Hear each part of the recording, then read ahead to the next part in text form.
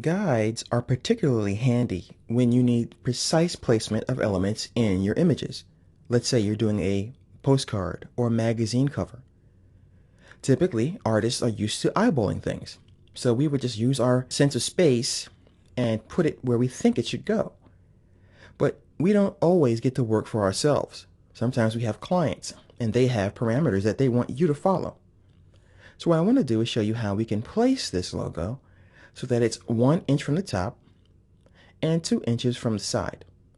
I'm going to go to the View menu and choose to invoke the rulers. You can always press Command or Control R to get them as well. Now, let me go ahead and move these tools out of the way. The rulers are how we get our guides out. And as you can see, the 0 point is at the edge and at the top. So if I want to pull out a guide, all I have to do is click in the ruler like so and drag a guide out. And I can keep my eye over here to determine where to put that guide. So I'm going to put this one at 1/2 inch from the top, and I think that's what I said, so 1/2 inch is right here, and 2 inches from the left. So I'll have to drag the guide over here. So I'll click and drag and keep my eye up here.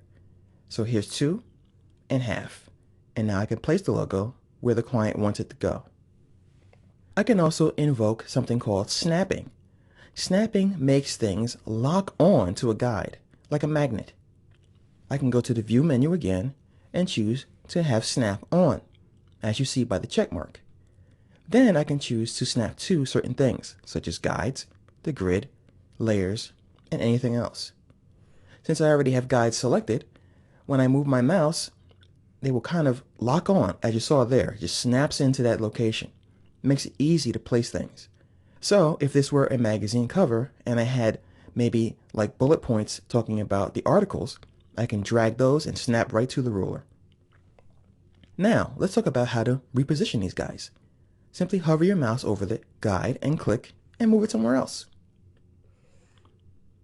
If I want to reposition the center point or the 0 point here, all I have to do is click in the center of the rulers up here in the intersection and drag somewhere else. Now it says 0 here and 0 over here. Let's talk about how to clear the guides.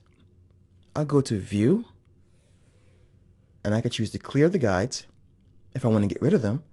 And I can also lock the guides so that I can't move them by mistake. So I go ahead and clear them. And if I want to reposition my center point, just put your mouse in the upper left-hand corner of the rulers, double click, and the 0 is now repositioned. And one more thing I want to show you is how to change the points of measure. Currently I'm on inches. So I'll go to Photoshop, Preferences, and then I'll go to Units and Rulers. Now I can choose to have my rulers show the numbers in inches, pixels, or any of these other criteria. So I'll go ahead and choose pixels. And right away we see a preview as to what we're going to get when we say OK. So I'm going to go back to inches, and then now I'm back to where we started.